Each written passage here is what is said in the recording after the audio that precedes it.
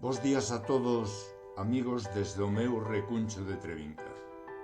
Como ben sabedes os que seguides este espazo matinal, que con máximo agarimo adico especialmente aos meus compañeiros deste magnífico grupo cultural Nós, a xente do redor, desde hai xa un tempo adoito poñer voz aos poemas, relatos e ensaios que todos eles regálannos en cada número da nosa revista. Pero nunca adiquei este momento a alguén que o merece tanto como os que facemos os nosos primeiros pasos literarios. Este fantástico grupo non sería o que é, nin estaría tan recoñecido como o está, se non fora polo enorme labor dos que non se nomean, pero que exercen este imprescindible traballo que é a difusión do que facemos, este fantástico equipo que está por detrás, que se encarga de inmortalizarnos a todos en cada evento. Estes personaxes multiusos que montan todo o aparato cada vez que se presenta un libro ou unha das nosas revistas. Cada vez que as xentes do redor acudimos a un evento cultural.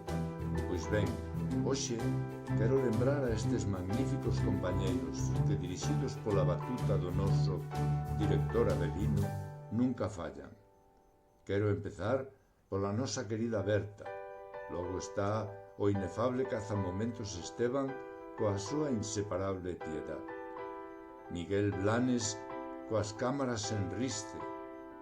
Non falta nunca o polifacético Avelino Júnior. A nosa querida compañeira Marila coa súa cámara colgada ao pescozo. O noso mozo Juan ordenando e presentando os paneis que nos anuncian. O noso amigo Puga encargado da repartición de cartéis e folletos anunciadores dos nosos actos. Tampouco falta nunca no noso grupo a magnífica parte musical do noso gran Maxi, ás veces na compaña de algún colega. E, por suposto, as nosas presentacións en público non terían a brillantez que desprenden sen as cariñosas introducións da nosa poeta presentadora Marila Sánchez.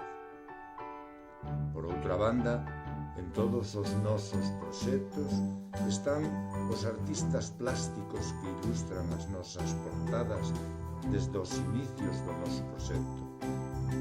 Nesta madrugada fría en que damos fin á lectura do número 16 da nosa revista e tamén estamos a acabar con este nefasto ano para algúns, quero lembrar aos grandes artistas que enriquecen as nosas publicacións coa súa arte.